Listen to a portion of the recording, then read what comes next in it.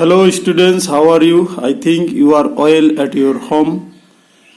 Like another days, today I start a new and interesting topic on your English composition, that is notice writing. In this topic, you will learn about the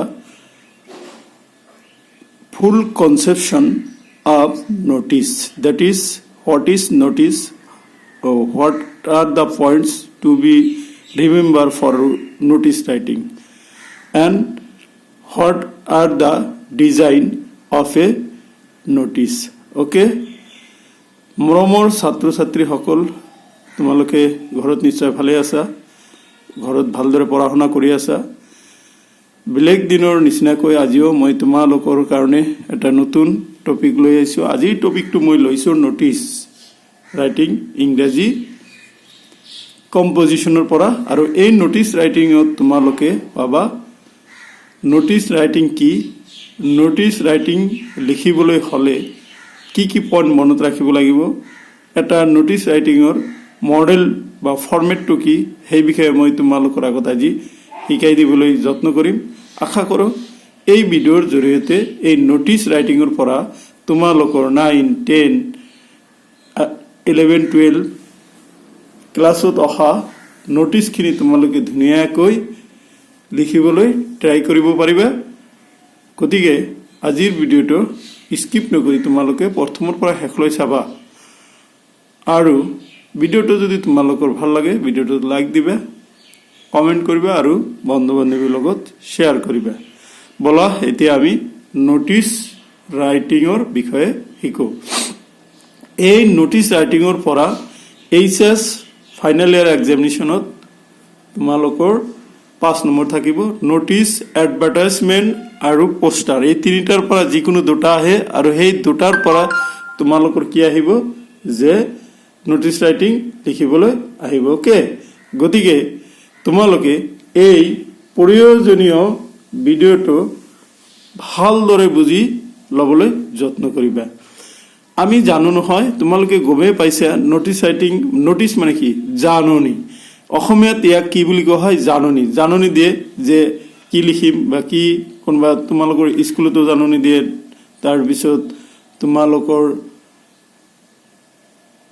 handbill দিও জাননী দিয়ে, তাৰপিছত ৰাস্তা ঘাটতো মুখেদি জাননী দিয়ে। কিন্তু in ৰাইটিঙত জাননী কেনেকৈ হয়, কেনেকৈ দিয়ে। গতিকে যাৰ এই নোটিছ ৰাইটিংটো তোমালোকৰ ৰাইটিং স্কিলৰ অন্তৰ্গত, আৰু এইটো তোমালোকৰ কুৱেশ্যন পেপাৰত 2 নম্বৰ কুৱেশ্যনটো আহিব। অ'কে, গতিকে তোমালোকে এই নোটিছ ৰাইটিংটো যদি জানা, এইটো একচুৱেলি 50টা শব্দৰ ভিতৰত লিখিব পৰা হ'ব লাগিব নোটিছ ৰাইটিং। বেছি দীঘল হ'লে নোটিছ ৰাইটিংটো তাৰ ষ্টেণ্ডাৰ্ড ৰূপটো হেৰাব। এতিয়া আমি নোটিছ ৰাইটিঙৰ বিষয়ে জানিবলৈ চেষ্টা কৰা। আহা, notice is an effective means of communication in modern ages. নোটিছটো কি, এটা ইফেক্টিভ, খুব অতি দৰকাৰী উপায় আধুনিক, বৰ্তমান মডাৰ্ণ মানে আধুনিক যুগত নোটিছ ৰাইটিংটো এটা ইফেক্টিভ, প্ৰয়োজনীয় কি, যোগাযোগৰ আহিলা মাধ্যম। It is written to inform people or students about an activity or an event and is only meant for a specific group of individuals. কি কৈছে, নোটিছ ৰাইটিঙৰ কথাটো কি কোৱা হৈছে যে it is written to inform. এইটো কি, ইনফৰ্ম দিবলৈ লিখা হয়। কাক ইনফৰ্ম দিবলৈ লিখা হয়, পিপল, মানুহ বা ছাত্ৰ ছাত্ৰীসকলক, এবাউট এন এক্টিভিটি, এটা এক্টিভিটিৰ ওপৰত, কাৰ্যৰ ওপৰত, অৰ এন ইভেণ্ট, অৰ এটা ঘটনা, and is only meant for a specific group of individuals. আৰু এইটো এটা স্পেচিফিক ইণ্ডিভিজুৱেলৰ বা ব্যক্তিগত মানুহৰ গ্ৰুপৰ কাৰণে কি হয়, লিখা হয়। It is put on display boards in school or in public places or published in newspaper columns. এই নোটিছ ৰাইটিংটো ক'ত লিখা হয় তোমালোকে স্কুলত জানা নহয় স্কুলতো নোটিছ দিয়া হয় যে আজি ইয়াৰ দ্বাৰা তোমালোকক জনোৱা যায় যে অহাকালি অমুক বন্ধৰ কাৰণে স্কুলটো বন্ধ থাকিব এইটো আমি নোটিছ বৰ্ডত লিখি দিওঁ হয়নে তোমালোকে নিশ্চয় এইটো গমেই পাইছা যে নোটিছ বৰ্ডত কেনেকৈ নোটিছ দিয়ে ঠিক সেনেকৈ পাব্লিক প্লেচতো ৰাজহুৱা স্থানতো কিছুমান জাননী আঁৰি দিয়া হয় নাইবা আজিকালি নিউজ পেপাৰবিলাকতো নোটিছৰ জাননী দিয়া হয় যে কোনো গভৰ্ণমেণ্ট বা কোনো সংস্থা কোনো ব্যক্তিয়ে নোটিছ দিব পাৰে okay it is a short writing skill to convey information এইটো এটা কি চুটি ৰাইটিং স্কিল কি এইটো এটা সৰু একেবাৰে চুটি ৰাইটিং স্কিল যাৰ দ্বাৰা কি কৰোঁ আমি ইনফৰমেশ্যনখিনি কি কৰোঁ কনভে কৰোঁ মানে তাৰপিছত a word limit of 50 words is prescribed by the council ইয়াত এই নোটিছ কিমান 50টা ৱাৰ্ড লিমিট দিয়া থাকিব এইটো কাউন্সিল মানে আমাৰ পৰীক্ষাৰ কথা কাউন্সিল মানে পৰীক্ষাৰ কাৰণে আমাক 50টা ৱাৰ্ড লিমিট কৰি দিছে গতিকে তোমালোকে পৰীক্ষাত আহিলে তাতে নিৰ্দেশ দিয়াই থাকিব 2 নম্বৰ প্ৰশ্নত যদি আহে নোটিছ ৰাইটিং নোটিছ জেনাৰেলি আহে তাতে 50টা শব্দ দিয়া থাকিব আৰু 50টা শব্দৰ ভিতৰত আমাৰ এই নোটিছ ৰাইটিং শেষ কৰিব লাগিব বুজি পালানে গতিকে এইখিনি আছিলে হোৱাট ইজ নোটিছ ৰাইটিং কেনেকৈ লিখিব লাগে সেই বিষয়ে থুলমূল এটা ধাৰণা এতিয়া আহা যেতিয়া তুমি নোটিছ ৰাইটিং এটা লিখিব আৰম্ভ কৰিবা সেই নোটিছ ৰাইটিং লিখিবলৈ আৰম্ভ কৰাৰ আগতে কিছুমান কথা তোমাৰ মনত ৰাখিব লাগিব আৰু এই কথাখিনি তোমাৰ জানিব লাগিব তেতিয়াহে তোমাৰ পাৰফেক্ট নোটিছ ৰাইটিং হ'ব আৰু তোমালোকে 5 পৰা 5 কেৰি কৰিব পাৰিবা সো পইণ্টছ টু ৰিমেম্বাৰ মানে নোটিছ ৰাইটিং লিখিবলৈ হ'লে তলত দিয়া কথাখিনি তোমাৰ মনত ৰাখিব লাগিব ওকে তলত দিয়া কথাখিনি মনত ৰাখিলেহে আমাৰ ইফেক্টিভ বা পাৰফেক্ট নোটিছ ৰাইটিং হৈ যাব okay number 1 the language of the notice should be impersonal or formal এই নোটিছৰ লেংগুৱেজখিনি ভাষাটো কি হ'ব লাগিব ফৰ্মেল হোৱা উচিত ফৰ্মেল যেটো ইম্পাৰ্চনেল বা ফৰ্মেল হোৱা উচিত number 2 dominance of passive voice is very common in notice writing মানে নোটিছ ৰাইটিঙত তুমি কি কৰিব লাগিব পেছিভ ভইচ সকলো সময়তে পেছিভ ভইচ যে আমি 2 প্ৰকাৰ পাইছোঁ তাৰে পেছিভ ভইচ ফৰ্মত আমাৰ কি এই নোটিছ ৰাইটিংখিনি ভাষা হ'ব লাগিব number 3 it should be specific and brief এইটো কি হোৱা উচিত এইটো কি স্পেচিফিক বিশেষ ধৰণৰ হোৱা উচিত আৰু চুমু হোৱা উচিত ব্ৰিফ হোৱা উচিত the notice should be put in a square format নোটিছটো একচুৱেলি আমাৰ কি ফৰ্মেটত লিখিব লাগিব স্কোৱাৰ ফৰ্মেটত নোটিছ হ'ব লাগিব মানে বৰ্গ আকাৰে মানে চাৰিওপিনে যাতে হেৰি হয় যেটো আমি বক্স বনাম তোমালোকে শিকাম হেটো স্কোৱাৰ ফৰ্মেটত লিখিব লাগিব number 5 the word notice must be written at the টপত একেবাৰে ওপৰত ইংৰাজী বৰ্ণমালাৰ বৰফলা কেপিটেল লেটাৰে নোটিছ কথাটো লিখি দিব লাগিব notice okay number 6 date of issuing of the notice should be mentioned notice to kondina ami issue korilo kondina dilu hey notice or date to tate mention thakato uchit number 7 it should have heading or headlines or titles it should mane notice or ki heading thakibo lagibo ba headline ba ki title থাকিবলৈ notice এটা লিখিবলৈ title কোনটো বিষয়ে নোটিছটো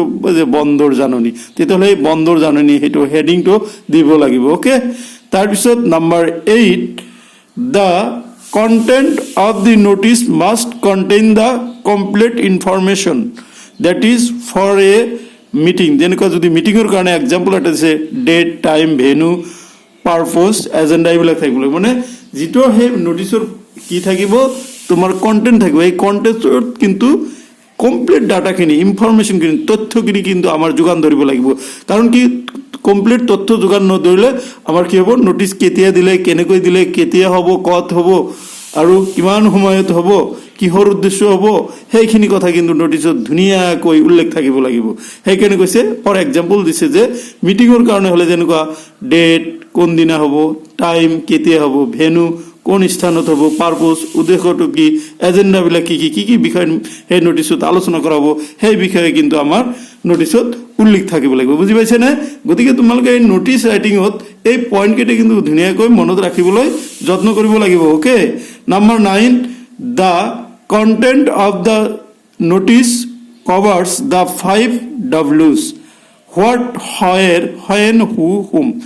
very important point. তোমালোকৰ 5W টো সেই কণ্টেণ্টত থকাটো একেবাৰে নিশ্চিত হ'ব লাগিব। কি 5W বুলি ক'লে আমাৰ কি বুজিবলৈ, what, হোৱেৰ, when, who and whom, এই 5 কণ্টেণ্ট তোমাৰ নোটিছত থাকিব লাগিবই। কি হোৱাট কি, where ক'ত, when কেতিয়া, who কোন, whom কাৰ, এইখিনি কথা আমাৰ নোটিছত ধুনীয়াকৈ আলোচনা কৰা থাকিব লাগিব। তেতিয়াহে আমাৰ কি ইফেক্টিভ আৰু পাৰফেক্ট নোটিছ ৰাইটিং হ'ব। Number 10, it must have signature and designation of the issuing authority. যিয়ে নোটিছটো ইছ্যু কৰিলে, যিয়ে দিলে, জামিনখন যিয়ে দিয়ে, তেওঁৰ সেই চিগনেচাৰ থাকিব। যেনেকুৱা আমাৰ স্কুলৰ পৰা দিলে, স্কুলৰ প্ৰিন্সিপাল বা হেডমাষ্টাৰৰ কি চিগনেচাৰ থাকিব লাগিব, আৰু ডেজিগনেশ্যন সেই কোনে দিলে, ধৰা প্ৰিন্সিপালে দিছে, গতিকে প্ৰিন্সিপাল, বা তোমাৰ এই হেডমাষ্টাৰে দিছে, গতিকে হেডমাষ্টাৰ বুলি তাতে উল্লেখ থাকিব লাগিব। বুজি পালানে? এইখিনি কথা জানিব লাগিব। তাৰপিছত number 11, the signature of the issuing authority is made at the bottom on the left side of the notice. নোটিছৰ একেবাৰে বটম মানে তলত, একেবাৰে তলত এই ইছুইং অথৰিটি, যিখিনি প্ৰধানে যি ইছ্যু কৰা অথৰিটিৰ প্ৰধানৰ চিগনেচাৰটো থাকিব লাগিব, আৰু কি থাকিব লাগিব, তেওঁৰ ডেজিগনেশ্যনটো একেবাৰে তলত বাওঁপিনে, যেনেকৈ এটা বৰ্গকাৰ আছে নহয়, ইয়াৰ বাওঁপিনে ইয়াৰ ইছুইং অথৰিটিৰ চিগনেচাৰখিনি থাকিব লাগিব। তেতিয়াহে এইটো কি হ'ব, নোটিছ হ'ব। বুজি পাইছা? গতিকে আমি এইখিনিতে কি পালোঁ, কি what is notice writing? Notice writing nothing but it is an effective means of communication in modern ages. It is written to inform people and students. এইখিনি পিপল, মানুহক ইনফৰ্ম কৰাৰ কাৰণে নোটিছটো লিখা হয়, আৰু নোটিছটোৱে আমি কি কৰে, ডিছপ্লে কৰে, কি নোটিছ বৰ্ডত ডিছপ্লে কৰে। তাৰপিছত কি পাইছোঁ, যে points two remember A notice, when you write a notice you should remember 11 points. These 11 points you should kept in your mind. তোমাৰ মনত এই 11টা মান যে পইণ্ট আছে, সেই 11টা পইণ্ট তোমাৰ মনত থাকিব লাগিব, যেতিয়া তুমি নোটিছ ৰাইটিং এটা লিখিবলৈ চেষ্টা কৰিবা। বুজিলা? এনেকৈ যদি তোমালোকে নোটিছ ৰাইটিংটো লিখা, তেতিয়াহ'লে তোমালোকে কি কৰিব পাৰিবা, যে পৰীক্ষাত আহিলে তোমালোকে কি কৰিব পাৰিবা, পুৰা একেবাৰে ফুল মাৰ্ক পাই যাবা। কাৰণ তোমালোকে নোটিছটো মন দিবা, কাৰণ কি টেক্সট বুকৰ গোটেই কুৱেশ্যন কমন নপৰিবও পাৰে, কিন্তু নোটিছৰ মই এটা তোমালোকৰ হেৰি কৰি দিম, ফৰ্মেট এটা দিম, সেই ফৰ্মেট মতে ভিতৰত খালি অলপ ফৰ্মেটটো যদি লিখা out of 5 you will get 2 or 3 marks. Okay, আৰু মাজত যদি কিবা কিবি ভৰাই দিয়া, ভুল হ'লেও এক্সামিনাৰে বুজি পাব যে সি জানে আৰু। অ'কে, এতিয়া আমি ফৰ্মেট অফ নোটিছ বিষয়ে আলোচনা কৰিম। What is the format? মানে এনি নোটিছ, পৰীক্ষাত যিকোনো নোটিছ ৰাইটিং লিখিব আহিলে তোমালোকে এই ফৰ্মেটটো আগতে আঁকি ল'বা, তাৰপিছত যি খোজে ফৰ্মেট মতে সেইখিনি দি দিবা। So' this is a ideal format for notice writing. তোমালোকে ঘৰত এই আইডিয়েল ফৰ্মেটটো মনত ৰাখিবলৈ ট্ৰাই কৰিব লাগিব, কিয়নো এই প্ৰথম কামটো হ'ব কি, আইডিয়েল বা ফৰ্মেট অফ নোটিছৰ প্ৰথম কাম হ'ব তোমাৰ যি এটা বক্স বনাব লাগিব। বক্সটো মই ইয়াতে আলোচনা কৰিছোঁ, আগতে আলোচনা কৰিছোঁ, বক্সটো কি হ'ব লাগিব, স্কোৱাৰ চাইজ হ'ব লাগিব। স্কোৱাৰ চাইজৰ বক্স এটা আগতে এনেকৈ তোমালোকৰ এক্সামৰ বহীত বা তোমালোকৰ ঘৰৰ বহীত আগতে আঁকি ল'ব লাগিব। আঁকিলা, ছেকেণ্ড কাম হ'ব তাৰপিছত নেম অফ দি অৰ্গেনাইজেশ্যন। ইয়াতে অৰ্গেনাইজেশ্যনৰ নামটো লিখিব লাগিব। অৰ্গেনাইজেশ্যন বুলি ক'লে যেনেকৈ আমাৰ স্কুলৰ পৰা যদি আমি নোটিছ দিওঁ, তেতিয়াহ'লে আমাৰ স্কুলৰ নামটো ইয়াতে লিখি দিব লাগিব। এই নেম অফ অৰ্গেনাইজেশ্যন কথাখিনি নিলিখি ডাইৰেক্ট ইয়াতে স্কুলৰ নামটো লিখি দিব লাগিব। বুজি পাইছা? বা যিকোনো গভৰ্ণমেণ্টে যদি দিলে গভট অফ আছাম বুলি লিখি দিব। তাৰপিছত হ'ব কি, তোমালোকে এইটো একেবাৰে ওপৰত লিখিবা, তাৰপিছত বৰফুলাৰ আখৰেৰে লিখিবা, তাৰ তলতে ৰাইট চাইডৰ কৰ্ণাৰত এই নেম অফ অৰ্গেনাইজেশ্যনৰ তলতে তোমালোকে কি লিখিব লাগিব ডেট লিখিব লাগিব যিদিনা নোটিছটো দিয়া হয় সেই দিনা ডেট দিব লাগিব ওকে তাৰ পিছত একেবাৰে মিডল পয়েন্টত তোমালোকে কিন্তু ইংৰাজী বৰফলাৰ আখৰেৰে ক্যাপিটেল লেটাৰেৰে তোমালোকে NOTICE নোটিছ কথাটো লিখি দিব লাগিব তাৰ পিছত এই হেডিংটো হেডিং বুলি নিলিখি ইয়াতে যিটো হেডিং কিহৰ কাৰণে নোটিছ দিয়া হৈছে সেই হেডিংটো ইয়াতে দিব লাগিব ওকে তাৰ পিছত অলপ দুটা শাৰী বাদ দি তাৰ পিছত body of the content body or content of the notice নোটিছৰ বডি মানে নোটিছটো কিহৰ বিষয়ে নোটিছটো আমি লিখিছো সেই বিষয়ে ইয়াতে বডি বুলি কোৱা হয় সেই বডিটো তোমাৰ আলোচনা কৰিব লাগিব এই বডিটো আলোচনা কৰাৰ পিছত মই আগতে পয়েন্টস টু ৰিমেম্বাৰত উল্লেখ কৰাৰ দৰে বাও পিনে একেবাৰে বটম বুলি কয় একেবাৰে তলৰ বাও পিনে সিগনেচাৰ অফ দি ইস্যুইং